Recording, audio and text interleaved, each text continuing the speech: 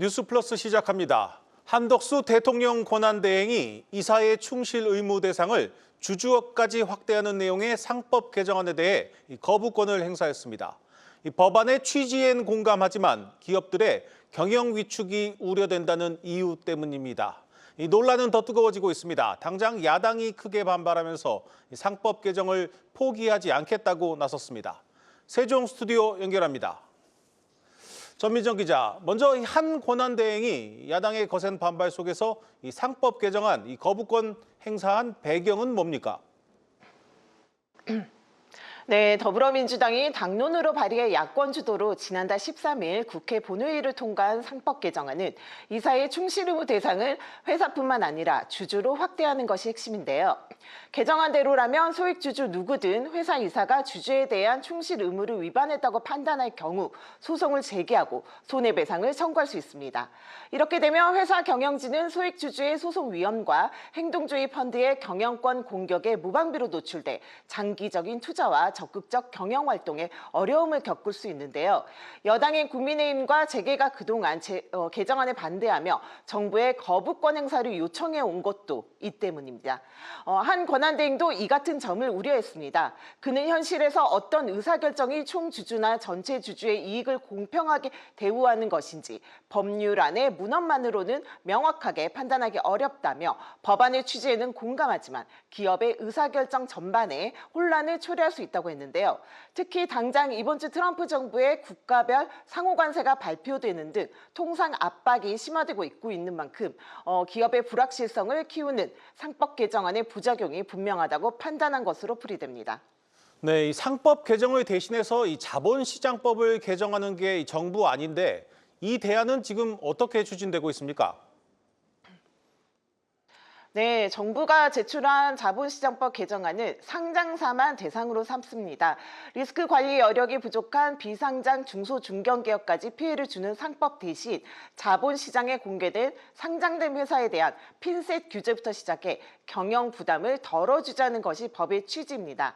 실제로 최근 대한상의 보고서에 따르면 상장사의 경영권 분쟁 소송은 지난해 87개사 310억 건으로 최근 5년 내 가장 많았는데요. 이 중에서 중견, 중소기업이 전체 분쟁의 93%를 차지했습니다. 상법 개정 시 경영권 분쟁이 증가하는 것은 물론 특히 중소기업이 분쟁의 타깃이 될 수 있다는 의미입니다. 재계도 일반 주주 보호를 위해 자본시장법 개정 등 다른 대안을 논의해야 한다는 데 의견을 같이 했는데요. 한경영과 대한상의, 경총 등 경제 8단체는 상법보다는 자본시장법 개정을 통한 핀셋 처방이 기업의 합병 분할 과정에서 일반 주주를 보호하는 데 효과적이라며 정부의 자본시장법 개정 논의에 참여해 건설적인 의견을 제시하겠다는 의사를 밝혔습니다. 이에 따라 모든 회사가 아닌 상장사를 대상으로 하는 자본시장법 개정이 힘을 받을 가능성도 커진 상황입니다. 여당인 국민의힘도 대안으로 거론되는 자본시장법 개정안이 통과되도록 민주당과 적극적으로 협의해 나가겠다는 구상인데요. 하지만 민주당은 즉각 거부권 철회를 요구하며 강하게 반발했습니다. 특히 상법 개정안이 국회 재표결에서 부결될 경우 야당 주도로 재발의하는 방안까지 고려하고 있는 것으로 전해졌는데요. 이 경우 이사의 충실 의무 범위를 주주로 확대하는 내용뿐만 아니라 대규모 상장사 감사위원 분리 선출 확대와 집중투표제 의무화 등의 내용을 함께 다룰 가능성도 제기됩니다. 네, 오늘 이제 한덕수 권한대행이 이 민간이 참여하는 경제안보 전략 TF를 발족하고 4대 그룹 총수들을 만났는데 이 자리에선 어떤 얘기들이 오갔습니까? 네, 미국의 국가별 상호관세 부과 발표를 하루 앞두고 한 권한대행이 이재용 삼성회장과 최태원 SK회장, 정의선 현대차 회장, 구광무 LG회장 등 4대 그룹 총수와 만나 강조한 단어는 원팀이었습니다.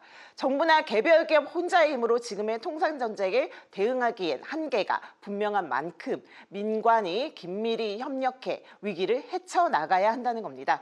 그동안 관계부처 중심의 대외경제 현안 간담회를 통해 통상 현안을 다루었지만 민관 합동 대응이 필요하다는 한 권한대행의 방침에 따라 경제안보 전략 TF로 개편돼 오늘 첫 회의가 열린 건데요. 회의에서 한 권한대행은 이제는 정부와 기업이 손을 잡고 한마음으로 뛰어야 할 때라고 강조하며 기업은 도전과 혁신의 정신을 보여줄 것을 당부하고 정부는 투자와 혁신을 저해하는 장애물을 걷어낼 것을 약속했습니다. 또 미국의 상호관세 발표와 관련해선 자동차 산업을 포함해 각 산업에서 정부가 할 수 있는 지원 조치를 긴급하게 마련하겠다고 강조했습니다. 4대 그룹 총수들도 회의에서 기업도 국익 차원에서 최대한 협조하겠다는 의지를 밝혔다고 총리실은 전했는데요. 특히 미국의 반도체 과학법과 인플레이션 감축법의 축소 우려, 관세 부과 등으로 어려움을 겪고 있다며 세제 지원과 정책 금융 등 실질적 지원책 마련과 한미 간 협상력 강화를 요청했습니다. 지금까지 세종 스튜디오였습니다.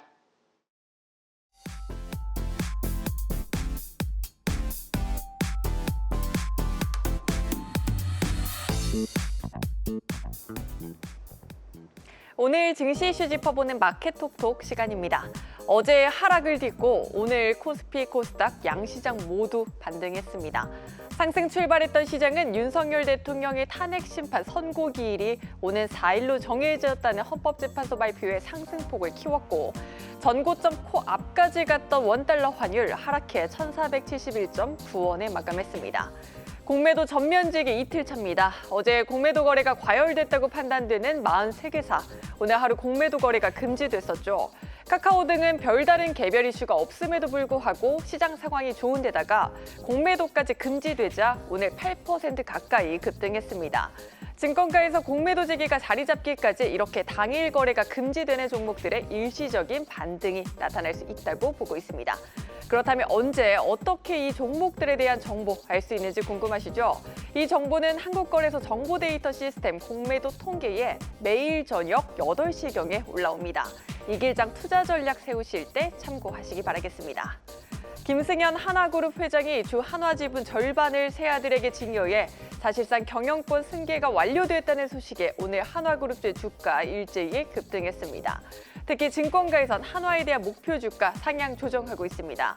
증여세 재원 확보를 위해 한화의 배당 확대 가능성이 높아졌고 또 새 아들 소유의 한화에너지 상장 시 한화의 주가 하락이 예상됐었으나 이번 승계로 이 우려가 상당 부분 해소돼 한화의 주가가 재평가될 수 있을 것이란 분석이 나옵니다. 또 한화 에어로스페이스의 승계를 위한 대규모 유증이라는 오명을 벗었다는 점, 또 김동관 대표 등 임원들이 90억 원 규모의 자사주를 매입했다는 소식까지 전해지며 오늘 7% 급등했습니다. 남은 건 유증에 대한 금융감독원의 신고수리 절차인데요. 증권가에선 대규모 유증의 주가 충격 피할 수 없겠지만 업황이 긍정적인 만큼 금감원의 심사가 마무리되면 중장기 관점에서 매수로 접근해도 좋다고 말하고 있습니다. 미국이 예고한 국가별 상호관세 부과가 이제 하루 앞으로 다가왔습니다. 한국을 특정해 무역 적자국으로 규정한 가운데 어느 정도 수준의 관세가 부과될지 관심이 모입니다. 전 산업에서 위기감이 큽니다. 특히 품목별 관세 직격탄을 맞은 자동차와 철강업계는 관세율이 25% 플러스 알파까지 높아질 수 있다는 전망이 나오고 있습니다. 특히 철강주의 경우 오늘부터 EU에 무관세로 수출할 수 있는 철강 물량도 최대 14% 줄며 수익성 악화의 비상등이 켜진 상황이고요. 반도체주 관세에 더해 반도체법 보조금 재협상 가능성까지 제기되며 리스크를 키우고 있습니다. 지금까지 마켓 톡톡이었습니다.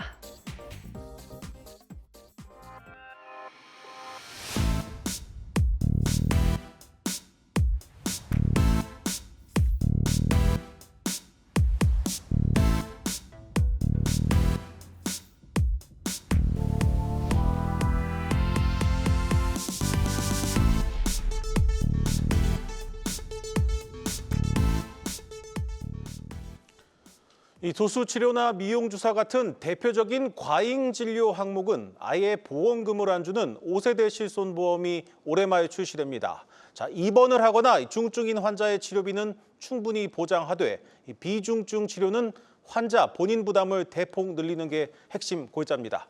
자, 경제부 박찬희 기자 나왔습니다. 박 기자, 먼저 5세대 실손보험 기존과 가장 큰 차이점은 뭡니까? 네, 기존과 가장 큰 변화는 이 건강보험 적용이 되지 않는 이 비급여 가운데 비중증 보장 한도를 큰 폭으로 낮추고 자기 부담률을 크게 올렸다는 겁니다. 네. 현행 4세대 경우를 보면요. 중증인지 비중증인지 구분하지 않고 비급여는 연간 5천만 원까지 보상이 왔는데요. 5세대의 경우 보상 한도를 5분의 1인 1천만 원으로 줄였습니다. 또 그동안 제한이 없었던 입원 시 회당 보장 한도가 300만 원으로 상한이 정해졌습니다. 그러면서 환자가 직접 내는 치료비 비율인 자기 부담률은 30%에서 50%로 높였습니다. 무엇보다 과잉 진료의 주범으로 지목됐던 일부 치료는 아예 보상 대상에서 제외됐습니다. 대표적으로 도수 치료나 체외 충격파 치료 같은 근골격계 비급여 항목, 그리고 일부 고가 주사 치료 등입니다. 반면 암이나 뇌혈관, 심장질환 등 이 중증 질환에 대한 보장은 개선했습니다. 전반적인 보장 내용은 4세대와 동일하게 유지되지만 상급 종합병원에 입원할 경우 치료비가 아무리 많이 발생하더라도 가입자가 부담해야 하는 비용을 최대 연 500만 원으로 묶었습니다. 금융당국은 이러한 내용을 담은 5세대 실손보험을 올해 말에 출시할 예정이라고 밝혔습니다. 사실 이제 보장을 더 늘려주는 게 좋은 것 같은데 왜 보장을 줄이는 방향으로 개편을 하는 겁니까? 네, 그동안 이 비급여 항목 중심으로 과잉 진료, 이른바 이 의료 쇼핑이 사회적 문제가 돼 왔습니다. 이로 인해 매년 보험금 지출이 급증하고 건강보험 재정도 부담이 가중돼 왔는데요. 실제로 실손보험의 손해율은 100%를 웃돌아서 1년에 약 2조 원 정도의 적자가 발생하는 지금 구조를 만들고 있습니다. 이번 개편은 실손보험의 지속 가능성을 높이고 보험료 인하 효과도 기대하기 위한 그런 조치라고 볼 수 있겠습니다. 자, 그렇군요. 이렇게 되면 실제로 이제 보험료는 얼마나 낮아지게 됩니까? 네, 금융당국은 이 5세대 실손의 경우 보험료가 약 30%에서 최대 50% 인하될 수 있다고 보고 있습니다. 예컨대 40세 남성 기준으로 보면 1세대 5만 4천 원, 2세대는 3만 4천 원, 3세대는 2만 3천 원, 4세대는 1만 5천 원이지만 5세대는 1만 원 이하가 될 전망입니다. 네. 보장 범위가 줄어든 만큼 보험사 입장에서도 손해율을 낮출 수 있다는 점에서 보험료 인하 여력이 좀 생겼다라고 볼 수 있겠습니다. 그렇다면 이제 기존 실손보험 가입자들은 어떻게 해야 하는 겁니까? 무조건 5세대로 갈아타야 하는 겁니까? 네, 가입 시기를 따라 볼 수 있는데요. 실손보험 가입 시기에 따라 1에서 4세대로 나뉩니다. 2013년 4월 이후 가입한 이 후기 2세대와 2017년 4월 가입한 3세대, 또 2021년 7월부터 가입한 4세대 실손보험 가입자 약 2천만 명은 5세대 재가입 대상자입니다. 이들은 내년 7월부터 향후 10년 동안 순차적으로 5세대로 전환하게 됩니다. 반면 2013년 4월 이전에 가입한 1세대와 초기 2세대 가입자 1,600여만 명은 약관에 재가입 조건이 없어서 원하면 기존 계약을 100세까지 유지할 수 있습니다. 자, 그런데 이제 자기 부담이 거의 없는 1, 2세대 초기 실손 가입자들이 그대로 남아 있으면 이렇게 5세대로 바꾸는 것 의미 없는 것 아닙니까? 맞습니다. 그게 바로 이번 개편의 한계로 좀 지적되는 부분인데요. 보장만 놓고 보면 기존 상품이 훨씬 유리하기 때문입니다. 네. 하지만 금융당국은 기존 실손보험 가입자의 보험료가 매년 급격히 오른다는 점에서 갈아타기가 이뤄질 수 있다라고 기대하는 분위기입니다. 보험업계에선 올해 기준 실손보험료 인상률이 7.5%에 달할 것으로 전망했습니다. 병원을 자주 가지 않는 가입자라면 비급여 보장 범위가 축소되더라도 보험료가 크게 낮아지는 5세대 실손보험이 실속 있는 선택이 될 수 있다는 설명입니다. 또 5세대 실손의 이 효율성을 높이기 위해서 실손보험 재매입 제도라는 것도 도입할 예정입니다. 이게 이 기존 실손보험 가입자가 자발적으로 5세대로 전환하면 보험사가 일종의 보상금을 인센티브로 주는 방식인데요. 강제가 아니기 때문에 보상금 규모가 얼마인지가 좀 관건이 될 것으로 보입니다. 금융당국은 이 보상금에 대한 구체적인 가이드라인을 올 하반기에 내놓겠다는 계획입니다. 네, 잘 들었습니다. 경제부 박찬희 기자였습니다.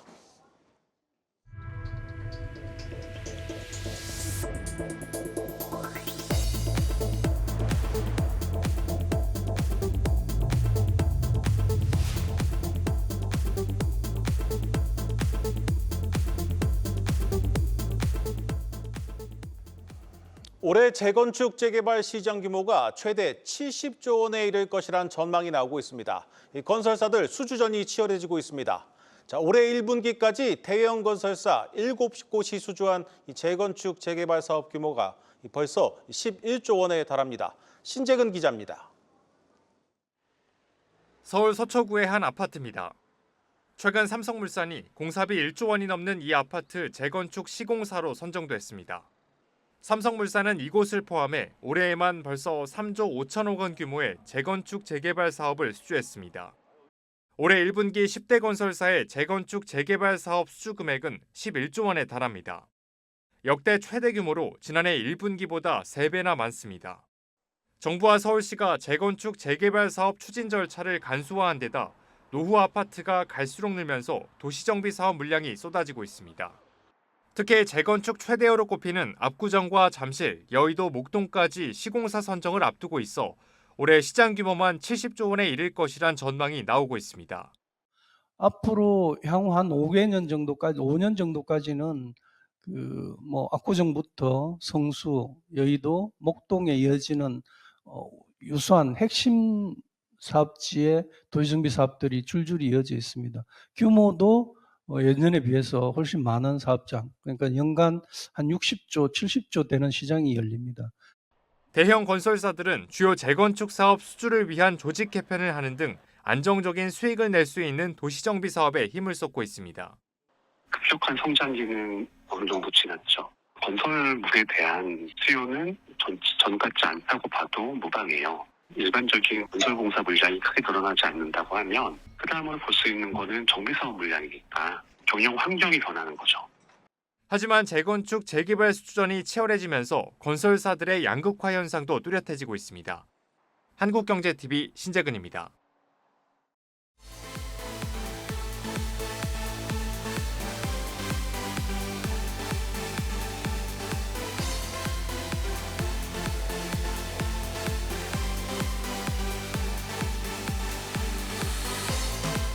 상상과 비디오 게임에서 받은 영감을 통해 도시적인 걸 타파하고 나만의 차를 만들고자 하는 욕구, 달리고자 하는 욕구, 즐기고자 하는 욕구를 자극하는 호르몬인 인스터로이드라는 새로운 이름으로 재해석되었습니다.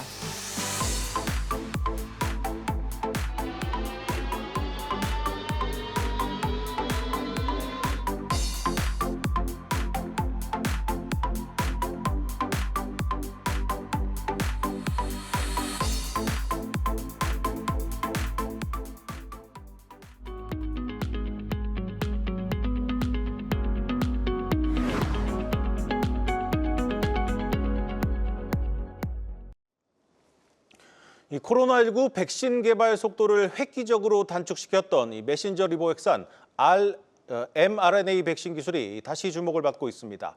이 새로운 감염병이 등장했을 때 가장 빨리 백신을 만들 수 있다는 장점 때문인데 국산 mRNA 기술 개발이 다시 화두로 떠오르고 있습니다. 산업부 김수진 기자 나왔습니다. 김 기자, 자, mRNA죠. 이 백신하면 가장 먼저 떠오르는 것이 이제 미국 모더나인데 이 모더나 현재 상황을 보면 좀 업계 상황도 알 수 있을 텐데 현재 어떻습니까? 네, 모더나가 코로나19 팬데믹이 한창이던 2020년 12월 18일 미국 FDA로부터 코로나 백신의 승인을 받았습니다. 네. 주가를 한번 살펴보시겠습니다. 승인 이후 계속 상승하면서 2021년 9월 10일경에 정점을 찍었습니다.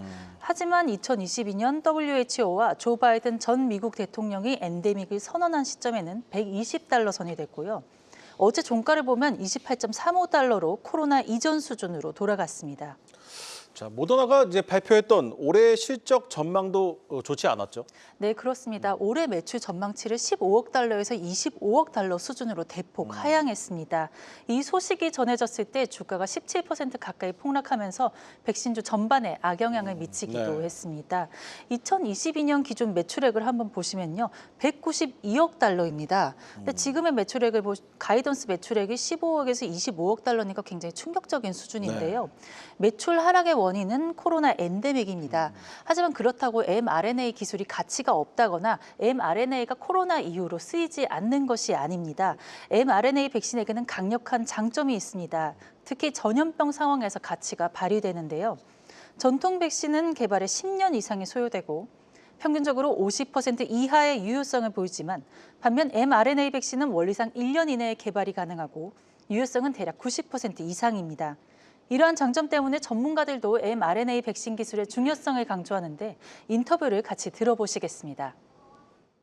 향후 언제 어디서 무슨 바이러스가 또 창궐할지 예측이 불가능하잖아요. 확산 속도보다 빨리 생산을 해야지 많은 사람들을 보호할 수 있겠죠. 아직까지는 mRNA 백신이 가장 좋은 방식이에요. 자, 그러니까 새로운 감염병이 등장하면 이 mRNA 백신이 좀 우리도 꼭 필요한 건데 그래서 뭐 우리 정부도 국산 mRNA 백신 만들기에 착수를 했죠. 네, 그렇습니다. 최근 질병청이 mRNA 대규모 연구 사업에 4년간 약 5천억 원을 지원하겠다고 밝혔습니다. 네. 정부가 국산 mRNA 백신 플랫폼을 확보하려는 이유는 팬데믹에 대비하기 위해서입니다. 과거에 정부가 mRNA 백신 구매에 쓴 돈이 7조 원이 넘는다고 합니다. 현재 mRNA 코로나 백신이 해외에서 전량 수입하는 상태니 국가 보호를 위한 자급화 개념에서도 꼭 필요합니다. 네. 일본을 살펴보면 어떨까요? 일본은 정부가 1조 원 수준으로 투자해서 지난해부터 자국 mRNA 백신 생산이 가능하게 된 상태라서 일본에 비하면 약간 늦은 셈입니다. 네. 뭐 그렇다면 이제 우리 기업들 가운데 이 mRNA 기술과 관련한 이 대표 기업들은 어떤 곳이 있습니까? 네, 아무래도 코로나 시절에 위용을 떨쳤던 SK 바이오사이언스부터 살펴보면 좋을 것 같습니다. mRNA 기술을 활용해서 개발 중인 일본 내염 백신 후보 물질이 글로벌 임상 2일 이상에 돌입한 상태입니다. 해당 임상은 지난 2022년에 국제기구 세피에게 초기 연구 개발비 4천만 달러를 지원받아서 시작된 연구인데요. 네. 후기 임상으로 가면 최대 1억 달러를 추가로 지원받게 됩니다. 안재용 SK 바이오사이언스 사장은 mRNA 플랫폼 기술 확장이 이뤄지면 미지의 질병에 대한 신속한 대응과 함께 백신에 대한 공평한 접근성, 충분한 공급량을 확보하게 될 것이라고 밝히기도 했습니다. 네. SK 바이오사이언스 역시 모더나처럼 코로나 이후의 모멘텀에 대한 시장의 의구심이 있는 상황인데요. mRNA 기술을 제대로 확보하게 된다면 훌륭한 미래 먹거리 중 하나가 생기는 셈입니다. 네. 또 하나 저희가 또 주목해야 될 기업이 있는데요. 바로 ST팜입니다. ST팜의 경우 코로나19 mRNA 백신의 임상 일상을 종료했는데 해당 백신의 개발보다는 mRNA 백신에 쓰이는 핵심 원료 공급과 mRNA 백신 안정화에 쓰이는 특허 플랫폼에 주력하고 있습니다. 네. 때문에 다른 회사 mRNA 백신의 CDMO 수주라던가 mRNA 백신 개발사와의 특허 플랫폼 공급 협약 성과가 기대되는 상황입니다. 그 외에 IG는 지난달 코로나19 mRNA 백신 임상 1, 2회 이상 결과를 도출해서 mRNA 기술의 개발 연구를 진행할 예정입니다. GC 녹십자는 mRNA 독감 백신 전임상 단계에 있습니다. 특히 mRNA 백신은 감염병 외에도 암이나 희귀 질환의 치료 백신으로 쓸 가능성도 있는 상태거든요.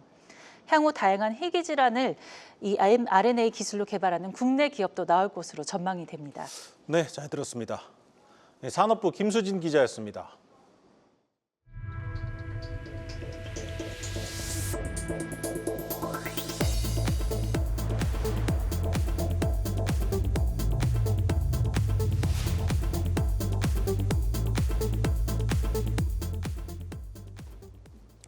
현대차그룹이 미국의 초대형 생산기지 메타플랜트를 가동하면서 이에 따른 훈풍이 국내로 이어질 것이란 기대가 커지고 있습니다. 자, 20년 전 첫 미국 현지 공장을 지었던 때처럼 국내 수출과 생산, 고용이 늘어나는 이른바 엘라베마 효과가 재현될 것이란 전망입니다. 장슬기 기자입니다. 미국 조지아주 355만 평 부지에 자리 잡은 현대차그룹의 메타플랜트 아메리카. 연간 30만 대 이상의 자동차를 미국 현지에서 만들고 판매를 하게 됩니다. 일각에서는 국내 생산과 고용이 줄어들 것이라는 우려가 제기됐지만 오히려 정반대의 분석이 나왔습니다. 현대차그룹이 지난 2005년 미국 엘라베마의 첫 공장을 준공한 이후 각종 지표를 살펴봤습니다. 우려와 달리 20년간 현대차와 기아의 국내 수출과 생산, 고용 모두 늘어난 것으로 나타났습니다. 특히 현대차와 기아의 미국 수출액은 엘라베마 공장 준공 이전과 비교해 무려 200% 가까이 증가했습니다. 같은 기간 미국에 수출된 차량도 약 74만 대에서 101만 대로 37.2% 성장했습니다. 현지 생산으로 인한 신속한 공급과 브랜드 이미지 제고가 현지 판매 증가로 이어지면서 결국 국내 공장의 수출 증가를 견인한 겁니다. 해외 생산이 국내 일자리를 감소시킬 것이란 예상과는 달리 고용도 30%가량 증가했습니다. 특히 부품사들의 미국 수출이 무려 600%나 늘어난 점도 눈에 띕니다. 엘라베마 공장이 들어서면서 국내에 머물던 중소 부품업체들의 미국 진출길이 열렸기 때문입니다. 원하는 그 모델을 잘 생산해서 전 세계 공장에서도 아주 중심적으로 운영하게 될 것이고 또 현대차는 메타플랜트 역시 현지 브랜드 가치와 수요를 모두 높이는 엘라베마 효과가 나타날 것으로 기대하고 있습니다. 특히 올해는 해외에서 벌어들인 수익을 국내에 재투자해 24조 3천억 원에 달하는 자금을 투입할 계획입니다. 한국경제TV 장슬기입니다. 오늘 준비한 뉴스 플러스는 여기까지입니다. 함께해 주신 여러분 고맙습니다.